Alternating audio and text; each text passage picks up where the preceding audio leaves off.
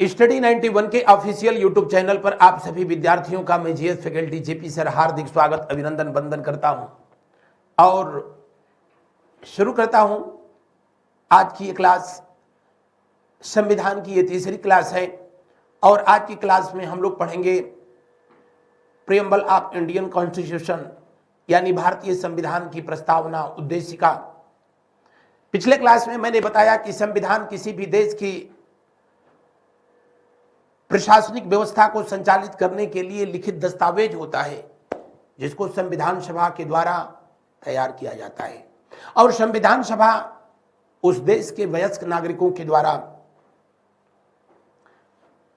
या तो प्रत्यक्ष रूप से या फिर अप्रत्यक्ष रूप से निर्वाचित की जाती है। भारतीय संविधान का श्री गणेश प्रस्तावना से होता है, उद्देशिका से होता है, जिसमें यह बताया गया कि यह संविधान को लिखे जाने का उद्देश्य क्या है। और मैंने बताया आप सबको पिछले क्लास में कि भारतीय संविधान की उद्देशिका को तीसरे संविधान सभा के अधिवेशन में पंडित जवाहरलाल नेहरू के द्वारा उद्देश्य प्रस्ताव के रूप में प्रस्तुत किया गया और कब 13 दिसंबर 1946 को, और इसे स्वीकार कर लिया गया कब 22 जनवरी 1947 को संविधान सभा के द्वारा।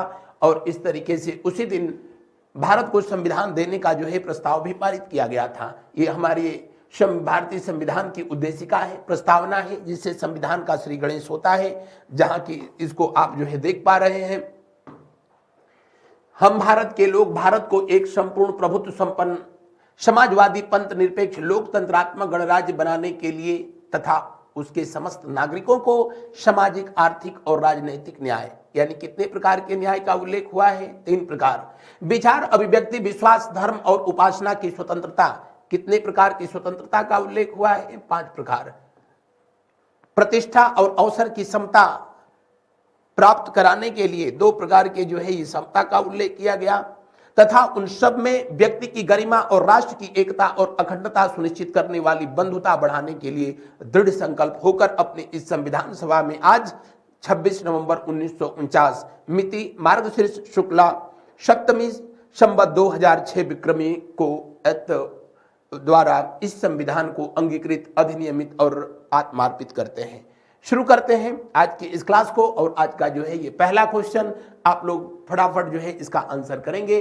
भारतीय संविधान के किस भाग को उसकी आत्मा की आख्या प्रदान की गई है? भारतीय संविधान के किस भाग को? तो जी हां, बताने की जरूरत नहीं है, प्रस्तावना को।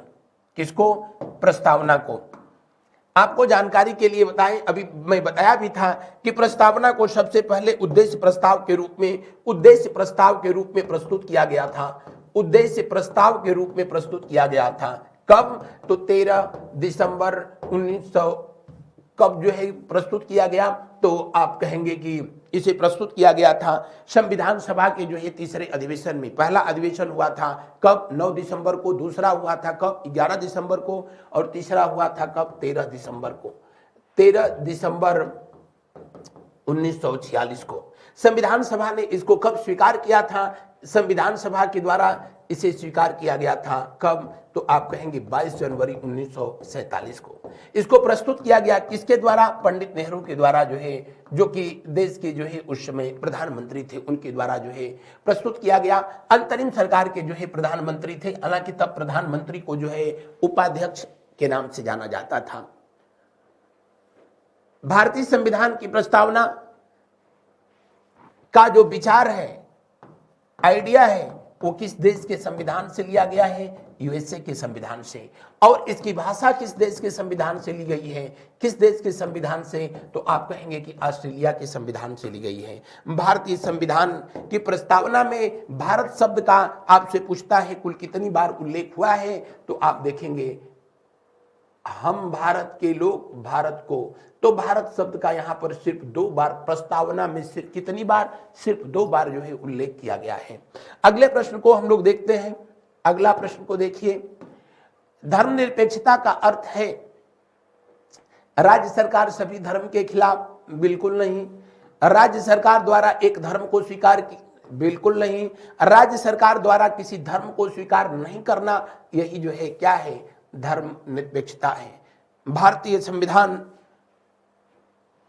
जब लागू किया गया तो उस समय जो है भारतीय संविधान की प्रस्तावना में पंथ निरपेक्ष शब्द जो है नहीं जोड़ा गया था, तब तक ये धर्म निरपेक्ष था। धर्म निरपेक्ष का मतलब होता है कि राज्य का कोई धर्म नहीं होगा। पंथ निरपेक्ष का मतलब होता है किसी भी पंथ को स्वीकार, किसी भी पंथ को स्वीकार करने के लिए हर व्यक्ति जो है स्वतंत्र है। बस दोनों में अंतर इस बात का है कि धर्म निरपेक्ष मतलब आस्तिक और पंथ निरपेक्ष मतलब जो है नास्तिक। बढ़ते हैं आगे की तरफ। अगला प्रश्न को जो है देखें, गणतंत्र होता है। गणतंत्र, भारतीय संविधान की प्रस्तावना में गणतंत्र शब्द जो है, अगर जो आपसे पूछे कि किस देश के संविधान से लिया गया है, तो आप कहेंगे कि फ्रांस के संविधान से लिया गया है। किस देश के? फ्रांस के संविधान से लिया गया है। और गणतंत्र का मतलब होता है कि किसी देश में राष्ट्राध्यक्ष का पद वंशानुगत न होना, यानी किसी देश में यदि राष्ट्राध्यक्ष का पद उस देश की जनता के द्वारा प्रत्यक्ष अथवा अप्रत्यक्ष रूप से निर्वाचित होता है तो वो देश जो है रिपब्लिकन कंट्री है, गणतंत्र देश है। तो दिए हुए प्रश्न के अनुसार कौन सा विकल्प सही होगा? राज्य जहां पर अध्यक्ष वंशानुगत रूप से न हो, यहां राज्य का मतलब जो है देश से है। तो दिए हुए प्रश्न में जो है कौन सा विकल्प सही होगा? दिए हुए प्रश्न में अंतिम विकल्प 100% जो है सही होगा। बढ़ते हैं आगे की तरफ। अगला प्रश्न को देखिए, निम्नलिखित में से वे दो शब्द कौन से हैं जिनका समावेशन 42वें संविधान संशोधन द्वारा संविधान की उद्देशिका में किया गया था? भारतीय संविधान के उद्देशिका में, प्रियम्बल में, प्रस्तावना में सिर्फ अभी एक बार संशोधन हुआ, जिसे मिनी संविधान के नाम से जाना गया। इंदिरा गांधी जी की सरकार, यानी इंदिरा गांधी जी तब प्रधानमंत्री थी और फखरुद्दीन अली अहमद उस समय देश के राष्ट्रपति हुआ करते थे। सरदार स्वर्ण सिंह समिति के सलाह पर 42वां संविधान संशोधन किया गया और तब भारतीय संविधान की प्रस्तावना में 3 शब्द जोड़े गए। कौन कौन से? समाजवादी। समाजवादी का मतलब समाजवादी पार्टी नहीं, समाजवादी का मतलब होता है वह देश जहां प्राकृतिक संसाधनों पर या उत्पादन के साधनों पर राज्य का अधिकार होता है, जहां गवर्नमेंट का नियंत्रण होता है, यानी जितने भी नेचुरल रिसोर्सेज हैं, जो उत्पादन के कारक हैं, उस पर गवर्नमेंट का नियंत्रण होता है, वो वहां की व्यवस्था जो है समाजवादी व्यवस्था कहलाती है। अब भारत ने लोकतांत्रिक व्यवस्था को जो है, लोकतांत्रिक समाजवादी व्यवस्था को जो है स्वीकार किया है, न कि साम्यवादी। लोकतांत्रिक साम्यवादी का मतलब होता है, प्रजातांत्रिक साम्यवादी का मतलब होता है कि प्राकृतिक संसाधनों पर गवर्नमेंट का जो है मिनिमम कंट्रोल होना, नाम मात्र का नियंत्रण होना। और साम्यवादी का मतलब जैसे चाइना हुआ, वहां उसका मतलब होता है कि प्राकृतिक संसाधनों पर गवर्नमेंट का जो है कठोर नियंत्रण होना। बहरहाल भारतीय संविधान में समाजवादी, कौन सा? समाजवादी, पंथ निरपेक्ष, और कौन से शब्द जोड़े गए? अखंडता। कौन से शब्द? अखंडता। तो कितने शब्द जो है जोड़े गए? पहली पंक्ति में जो है ये दोनों शब्द जोड़े गए और छठी पंक्ति में जो है यहां पर इनको जोड़ा गया। तो दिए हुए प्रश्न के अनुसार जो है कौन सा विकल्प सही होगा? फटाफट आप लोग भी कमेंट करके बताएंगे कौन सा विकल्प 100% जो है सही होगा। धर्म निरपेक्ष, पंथ निरपेक्ष और प्रश्न के अनुसार बहुत एग्जैक्ट। अब इस प्रश्न को यहां पर इसलिए लिखा गया है कि इस प्रश्न को पूछा गया है और आयोग के द्वारा जो है समाजवादी धर्मनिरपेक्ष को जो है सही मान लिया गया।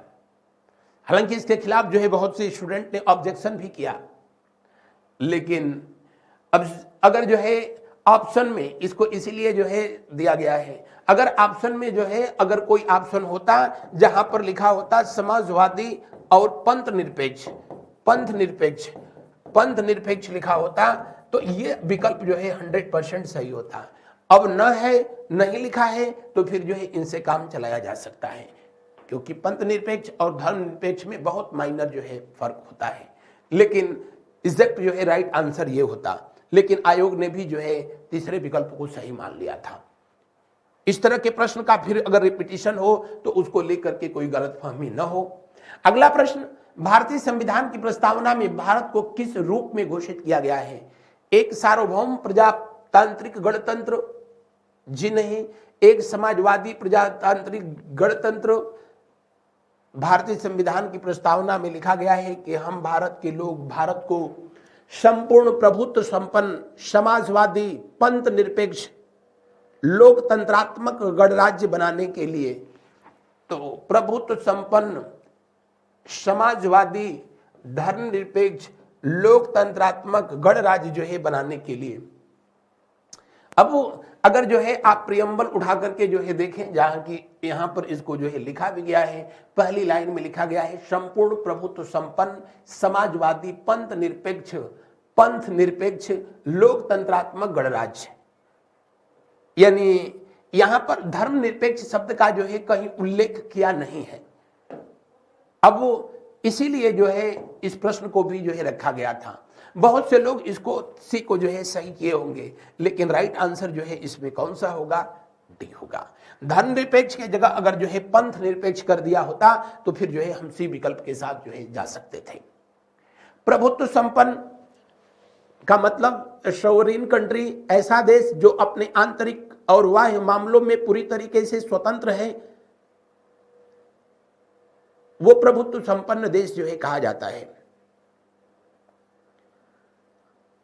और समाजवादी का मतलब मैंने बताया कि देश में जितने भी प्राकृतिक संसाधन हैं, उत्पादन के जो है जितने भी कारक हैं, उस पर राज्य का नियंत्रण हो, वो समाजवादी व्यवस्था होती है, सोशलिज्म होती है।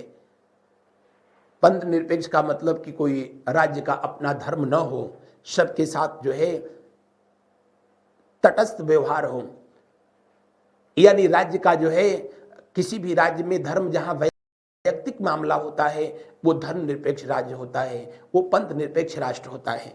जैसे पड़ोस में पाकिस्तान, वहां का राजकीय धर्म इस्लाम धर्म है, लेकिन भारत धर्म निरपेक्ष देश है।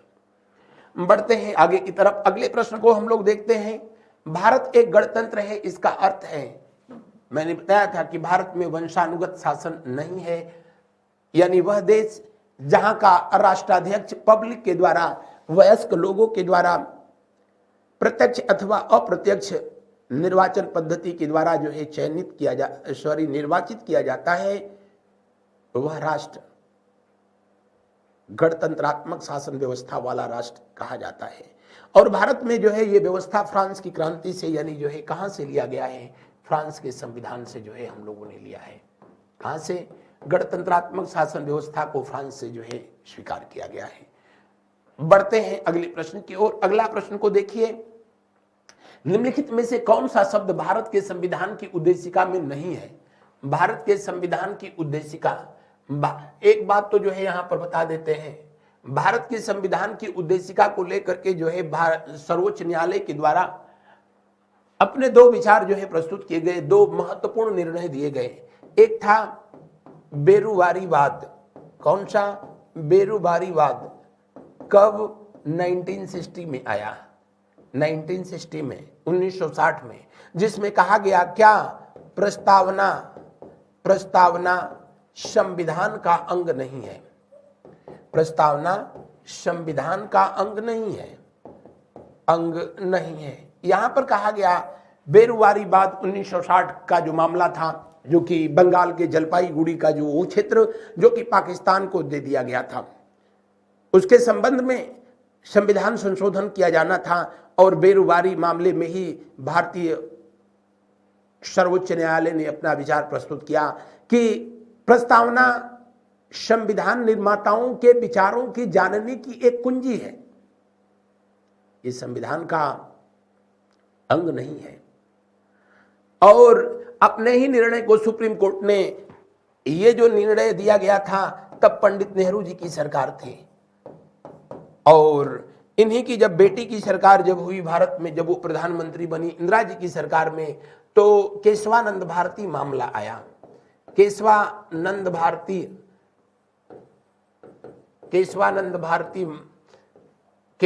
भारतीवाद, जिसमें 24 अप्रैल वर्ष 1973 को 13 जजों की खंडपीठ, अब तक की सबसे बड़ी खंडपीठ थी, जिसका जो है अध्यक्षता उस समय चीफ जस्टिस जो है MS सीकरी कर रहे थे। 13 जजों की खंडपीठ ने अपना फैसला सुनाया। क्या? प्रस्तावना भारतीय संविधान का अंग है।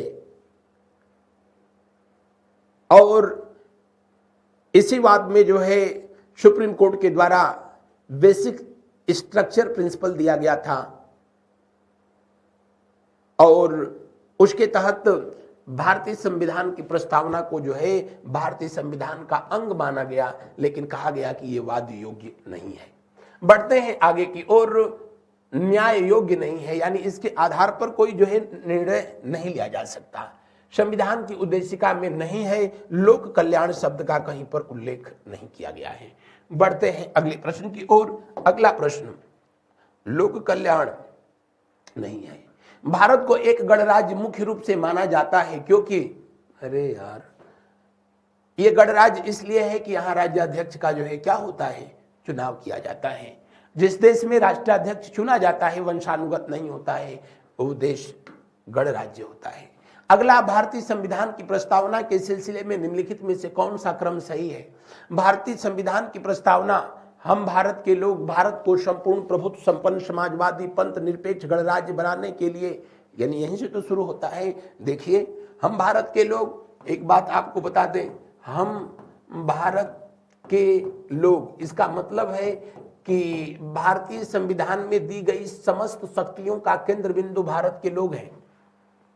कौन है? भारत के लोग। भारतीय संविधान का स्रोत कौन? भारत के लोग।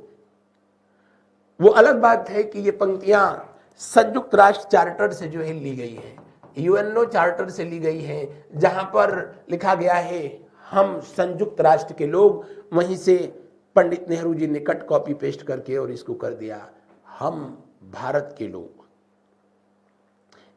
भारत शब्द भारतीय संविधान की प्रस्तावना में बस 2 बार लिखा गया है। इंडिया शब्द भी जो है, सिर्फ प्रस्तावना की बात कर रहा हूं, वहां भी 2 बार लिखा गया है, we are the people of India. और कुछ दिन पहले ये मामला बड़ा जो है चला था, जब भारत में G20 समिट हुई थी। भारतीय संविधान में जहां पर उल्लेखित किया गया India that is Bharat, India ही भारत है, हकीकत में होना चाहिए था Bharat that is India, Bharat ही इंडिया है। बहरहाल इस पर किसी दिन जो है क्लास लिया जाएगा और आप लोगों को डिटेल उस पर चर्चा किया जाएगा। यहाँ पर जो मैटर दिया गया है, संपूर्ण प्रभुत्व संपन्न या सार्वभौम सत्ता संपन्न समाजवादी पंथ निरपेक्ष जनवादी गणतंत्र, अब जो है दी गई व्यवस्था के अनुसार जो ये 4 विकल्प दिया है, इसी को जो है इनमें से अंतिम विकल्प को जो है चयन करना है। हकीकत यह है कि लिखा गया है, यहाँ पर आप जो है देख भी सकते हैं, संपूर्ण प्रभुत्व संपन्न समाजवादी पंथ निरपेक्ष। हम भारत के लोग भारत को संपूर्ण प्रभुत्व संपन्न समाजवादी पंथ निरपेक्ष लोकतंत्रात्मक गणराज्य बनाने के लिए और उसके समस्त नागरिकों को, यहां दिया तो इस तरीके से गया है, लेकिन विशेष परिस्थितियों में जब प्रश्न इस तरह से जो है पूछा जाए तो फिर या तो नीचे लिखा रहता है इनमें से कोई नहीं, तब फिर वो सही होता, और नहीं तो क्लियर कट लिखा होता। अब उसी से संबंधित बातें, उस मतलब वही है, लेकिन इसका भावार्थ यहां पर जो है बदल दिया है। सार्वभौम सत्ता संपन्न मतलब वही सोवरेन कंट्री, भारत अपनी सभी मामलों में जो है पूरी तरीके से स्वतंत्र है, इसका बाहरी किसी शक्ति का कोई प्रत्यक्ष अथवा अप्रत्यक्ष दबाव नहीं है। बढ़ते हैं अगले प्रश्न की ओर। अगला प्रश्न को जो है देखिए, नेक्स्ट क्वेश्चन, शब्द धर्मनिरपेक्ष भारत के संविधान की प्रस्तावना में जोड़ा गया था, इसके विषय में निम्नलिखित कथनों में कौन सही है?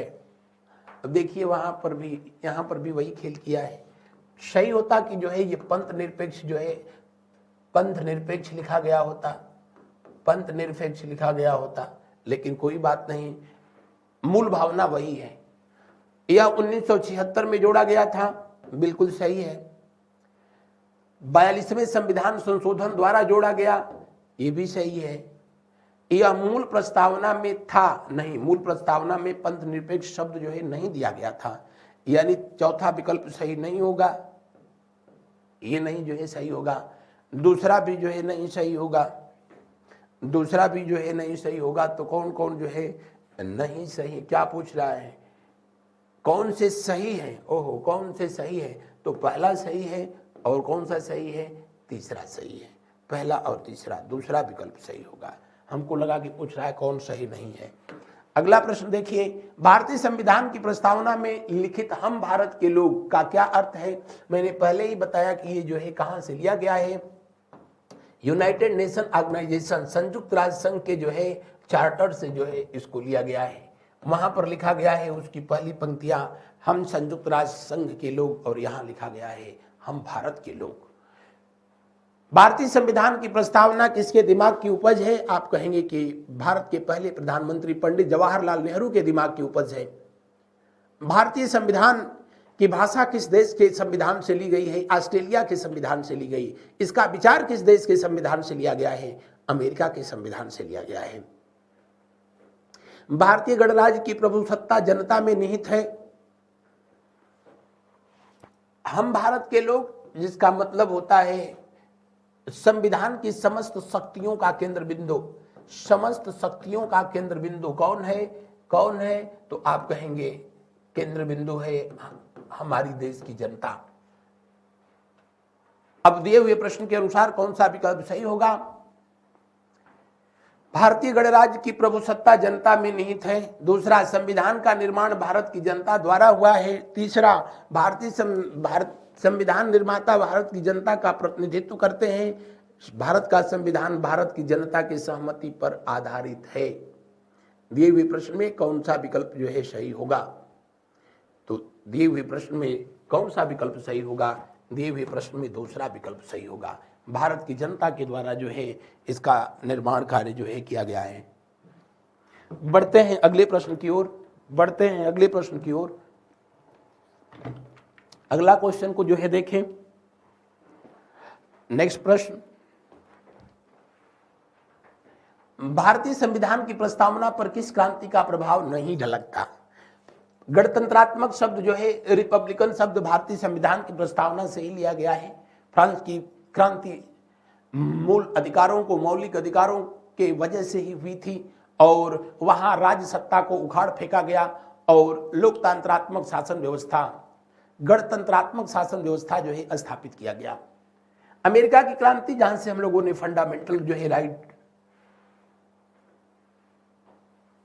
अमेरिका के संविधान से मौलिक अधिकार लिए गए, रूस के संविधान से हम कर्तव्य लिए थे। चीन की क्रांति का जो है हमारी प्रस्तावना पर जो है किसी तरीके का जो है कोई प्रभाव नहीं है।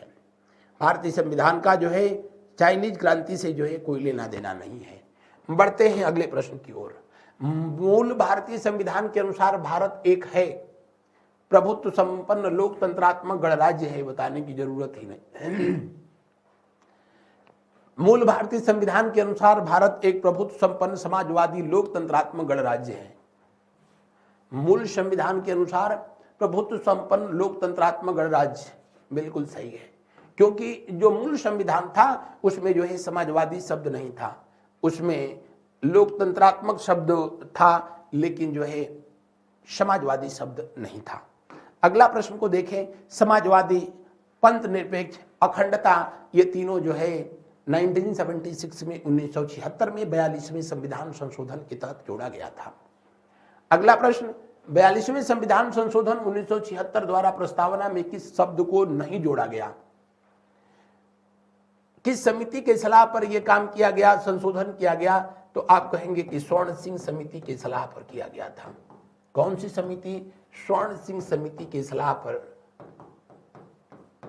और इसमें एकता और अखंडता, अखंडता शब्द जो है जोड़ा गया था, अखंडता शब्द जो है जोड़ा गया था। धर्मनिरपेक्ष समाजवादी शब्द बी आंसर जो है होगा। किस शब्द को नहीं जोड़ा, ओ माय गॉड, नहीं जोड़ा गया, वंशानुगत को जो है नहीं, इस शब्द को जो है हटाइए, कौन सा जोड़ा गया? अब जो है यह प्रश्न बदल जाएगा, कौन सा शब्द जोड़ा गया? निरपेक्ष भी नहीं जोड़ा गया था, एकता और अखंडता नहीं जोड़ा गया, सिर्फ अखंडता शब्द को जो है जोड़ा गया। वंशानुगत का तो कोई सवाल ही नहीं है, इसलिए दूसरा विकल्प सही है। अगला प्रश्न को देखिए, भारतीय संविधान की प्रस्तावना में जिन आदर्शों एवं उद्देश्यों की रूपरेखा दी गई है उनकी आगे व्याख्या की गई है। भारतीय संविधान की प्रस्तावना को भारतीय संविधान की आत्मा कहा गया, किसके द्वारा, किस वाद में कहा गया? अगर आप कमेंट करके बता सके तो अच्छी बात है। भारतीय संविधान को कन्हैयालाल मणिकलाल मुंशी के द्वारा भारतीय संविधान की प्रस्तावना को राजनीतिक पत्री के नाम से जो है संबोधित किया गया था। बढ़ते हैं अगले प्रश्न की ओर। अगला प्रश्न में जो है राजनीतिक जन्मपत्री कहा गया था प्रस्तावना को, प्रस्तावना को राजनीतिक जन्मपत्री किसने कहा था? के एम मुंशी ने कहा था, कन्हैयालाल मणिकलाल मुंशी के द्वारा जो है कहा गया था। भारतीय संविधान की प्रस्तावना में जिन आदर्श एवं उद्देश्यों की रूपरेखा दी गई है उनकी आगे व्याख्या की गई है। किसमें किया गया है? मूल अधिकारों में किया गया है, 100% सही है। भारतीय संविधान में मूल अधिकार जो है अमेरिका के संविधान से लिए गए थे, जिनका उल्लेख जो है भाग 3 में किया गया है। डीपीएसपी यानी राज्य के नीति निर्देशक सिद्धांत, और ये लिया गया है आयरलैंड के संविधान से। किस देश के संविधान से? आयरलैंड के संविधान से। लेकिन आयरलैंड के संविधान में किस देश के संविधान से लिया गया था? तो कहेंगे स्पेन के संविधान से लिया गया। लेकिन अब दुनिया में सिर्फ 2 ही देशों में जो है डीपीएसपी है उनके संविधान में, एक भारत और एक आयरलैंड। हम लोगों ने लिया आयरलैंड से, आयरलैंड ने लिया स्पेन से, लेकिन अब स्पेन के संविधान में नहीं है। मूल कर्तव्य यानी फंडामेंटल ड्यूटी, जिसको 42वें संविधान संशोधन के तहत जो है भारतीय संविधान में सम्मिलित किया गया, और इसको किस देश के संविधान से लिया गया? रूस के। कौन सा संविधान संशोधन? Constitution amendment 42 1976। किस कमेटी के रिकमेंडेशन पर? सरदार स्वर्ण सिंह कमेटी के रिकमेंडेशन पर। बढ़ते हैं अगले प्रश्न की ओर, यही राइट आंसर है। हमारी संस्था के द्वारा यह टेस्ट सीरीज आपकी आगामी परीक्षाओं को ध्यान में रख करके शुरू किया गया है, जिसको प्राप्त करने के लिए आप इस वेबसाइट का विजिट करें या फिर जो है इस मोबाइल ऐप को डाउनलोड करें। भारतीय संविधान की प्रस्तावना से क्या स्पष्ट नहीं होता है? भारतीय संविधान की प्रस्तावना जो है प्रियम्बल है, उसमें क्या क्लियर नहीं दिया गया है? संविधान को अंगीकृत, अधिनियमित और आत्मार्पित करने की तिथि बिल्कुल दिया गया है। इसमें जो है 26 नवंबर 1949, इस दिन हम लोग संविधान को अंगीकृत किया, अधिनियमित किया, इसके कुछ जो है अनुच्छेदों को, और आत्मार्पित किया, स्वीकार किया। लेकिन इसके लागू करने की तिथि, हालांकि हिंदी में दिया गया मिति शीर्ष शुक्ल पक्ष सप्तमी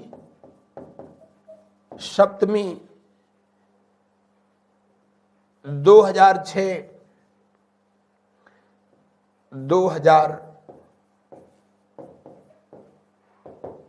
विक्रम संवत। तो या तो बहुत रेयर केस होता है जब हिंदी वाला जो है मामला उठाता है, और नहीं तो हमेशा जो है इसको याद रखना, जिस दिन संविधान को हम लोगों ने स्वीकार किया था, अब तो उस दिन संविधान दिवस मनाया जाता है, उसका उल्लेख संविधान के जो है प्रस्तावना में सबसे जो है अंतिम पंक्तियों में किया गया है। आप चाहें तो यहाँ से इसको जो है इनका दर्शन भी कर सकते हैं। लिखा भी गया है कि दृढ़ संकल्प होकर अपनी इस संविधान सभा में आज 26 नवंबर 1949 मिति मार्गशीर्ष शुक्ला सप्तमी संवत 2006 विक्रमी, तो जिस दिन इसको जो है अंगीकृत किया गया है उसका भारतीय संविधान में उल्लेख भी किया गया है, उसकी प्रस्तावना में सबसे नीचे की तरफ मिति मार्गशीर्ष शब्द है। दिए हुए प्रश्न में कौन सा विकल्प सही होगा? संविधान को लागू करने की तिथि नहीं दिया गया है, शासन के ध्येयों का विवरण, संविधान का स्रोत क्या स्पष्ट नहीं है, संविधान का स्रोत भी जो है स्पष्ट नहीं है, शासन के ध्येयों का विवरण,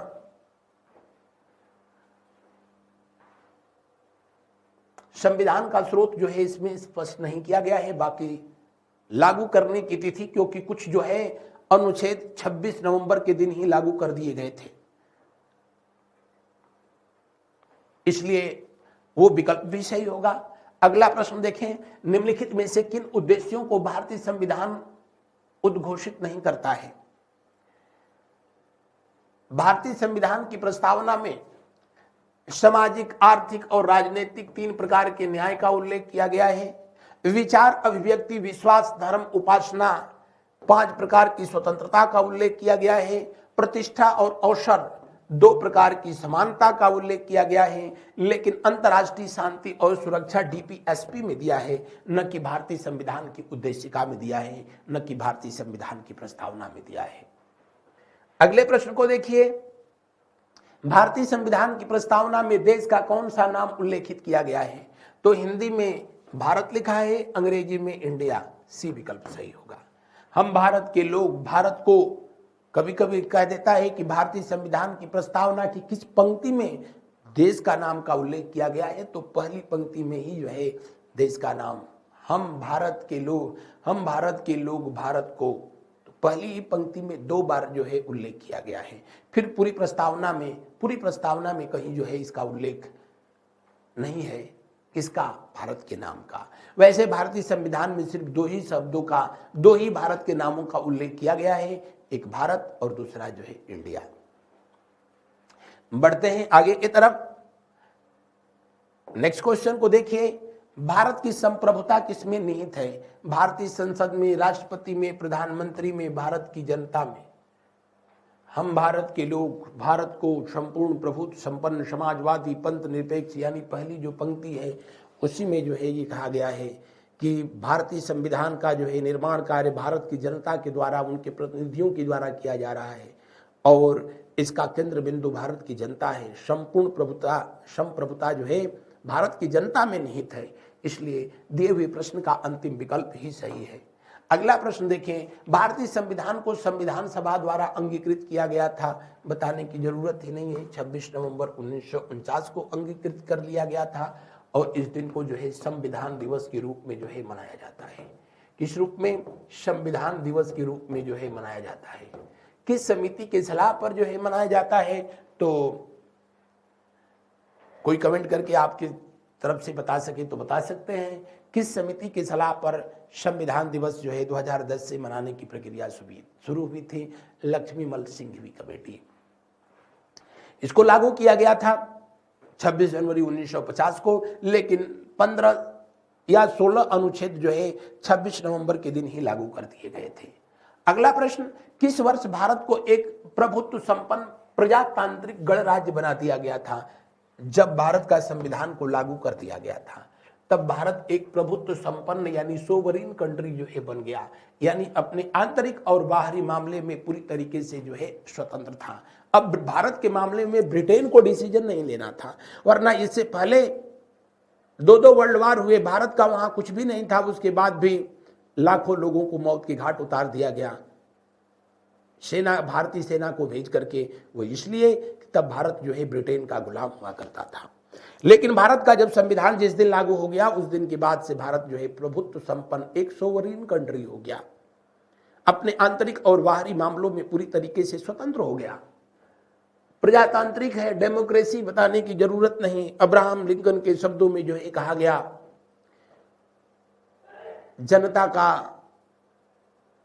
जनता के लिए, जनता के द्वारा स्थापित शासन व्यवस्था।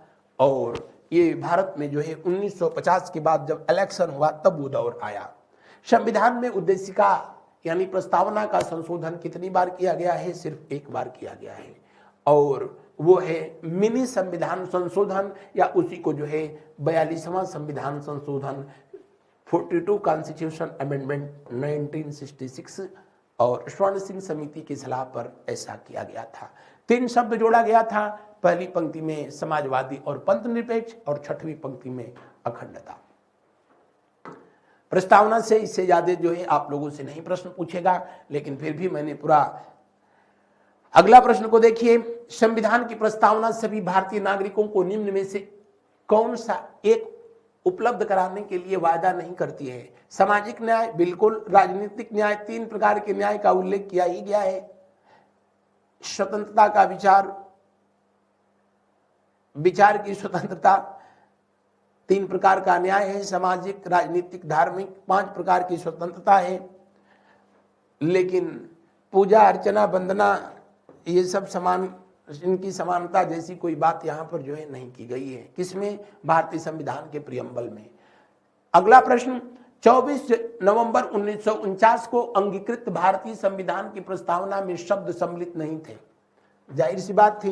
1976 में समाजवादी शब्द जोड़ा गया, अखंडता जोड़ा गया, पंथ निरपेक्ष जोड़ा गया, तो ये तीनों जो है नहीं रहे होंगे जब भारतीय संविधान को लागू किया गया या स्वीकार किया गया।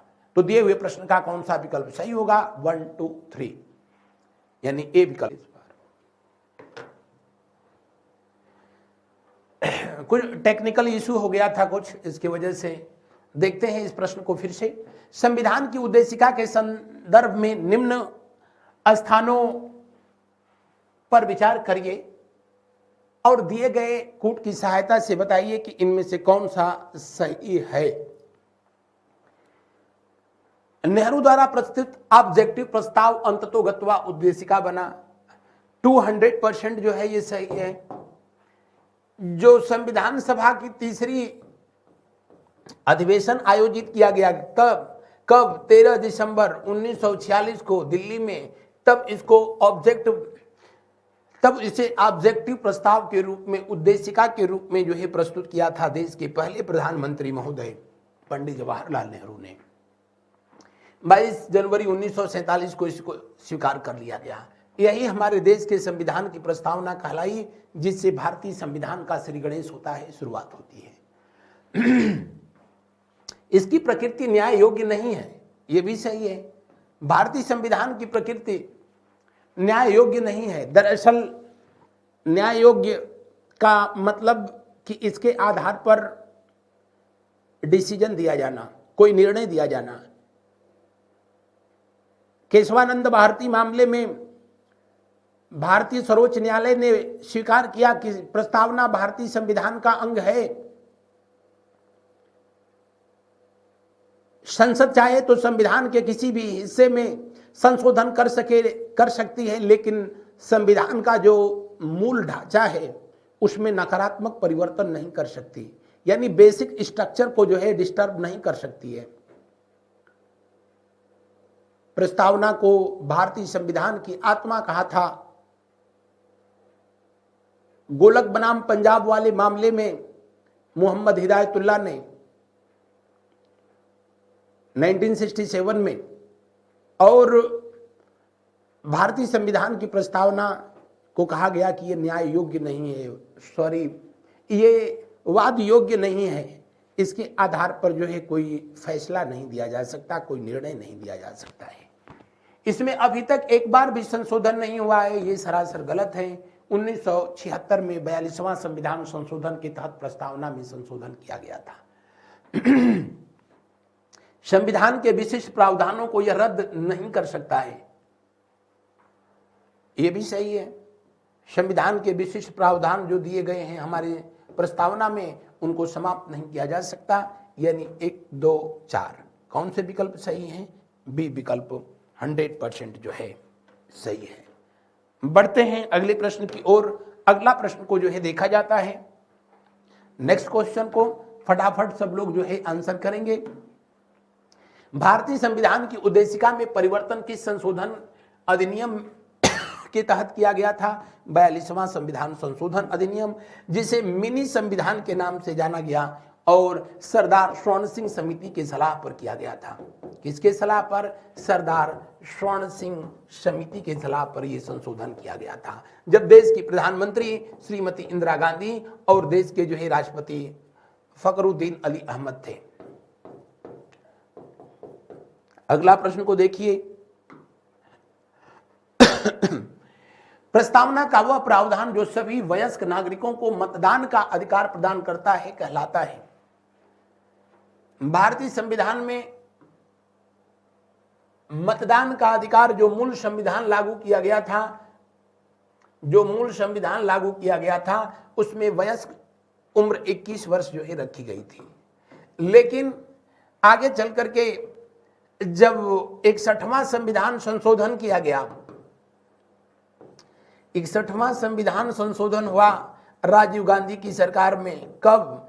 1989 में, 1989 में। तब वयस्क यानी जो है मतदान के लिए जो वयस्क उम्र जो है निर्धारित की गई, वो कितने वर्ष की गई? 18 वर्ष। हालांकि सब कुछ सही रहेगा तो अब गवर्नमेंट जो है इसको 16 वर्ष करना चाहती है। अगर अब की बार 400 पार हो गया तो हो सके मोदी जी इस पर भी विचार करें। दिए हुए प्रश्न के अनुसार प्रस्तावना का वह प्रावधान जो सभी वयस्क नागरिकों को मतदान का अधिकार देता है वही डेमोक्रेसी है। अब्राहम लिंकन के शब्दों में, जनता के लिए, जनता के द्वारा शासन ही लोकतंत्र है, वही प्रजातंत्र है। बढ़ते हैं अगले प्रश्न की ओर। अगला प्रश्न को जो है देखिए। भारत के संविधान की प्रस्तावना में समाजवादी और धर्मनिरपेक्ष शब्दों को किस संशोधन के द्वारा जोड़ा गया? बहन कितनी बार मैं बता दिया इसको। भारत के संविधान की प्रस्तावना में कितने प्रकार के न्याय का उल्लेख किया गया? 3 प्रकार, सामाजिक, आर्थिक और राजनीतिक। कितने प्रकार के जो है स्वतंत्रता को जो है, जी हाँ, 5 प्रकार की स्वतंत्रता। कितने प्रकार की समानता का उल्लेख किया गया है? 2 प्रकार का, और भ्रातृत्व 1 प्रकार का। तो दिए हुए प्रश्न में कौन सा विकल्प सही होगा? पहला विकल्प 100% जो है सही होगा। आगे देखते हैं हम लोग। भारतीय संविधान का प्राधिकार स्रोत कौन सा है? भारतीय संविधान का प्राधिकार स्रोत जो है भारत के लोग हैं, क्योंकि भारतीय संविधान की प्रस्तावना की शुरुआत जब होती है तो पहली ही पंक्ति में सबसे पहले लिखा गया है, हम भारत के लोग भारत को संपूर्ण प्रभुत्व संपन्न समाजवादी पंथ निरपेक्ष गणराज्य बनाने के लिए, यानी भारतीय संविधान की शक्तियों का केंद्र बिंदु भारत की जनता है, भारत के लोग हैं। तो ये रहा था आज का जो है हम लोगों का सेशन। हम लोग मिलते हैं अगले दिन अगले सेशन के साथ। वैसे हमारी संस्था के द्वारा ये जारी की गई जो है पुस्तकें हैं जो कि आपकी आगामी परीक्षाओं के दृष्टिकोण से अति महत्वपूर्ण है। आप इनको प्राप्त करने के लिए इन नंबरों पर कॉल कर सकते हैं। इस सेशन में सिर्फ इतना ही। मिलते हैं अगले दिन अगले क्लास में। Thank you so much. Good night to all of you. Shivratri.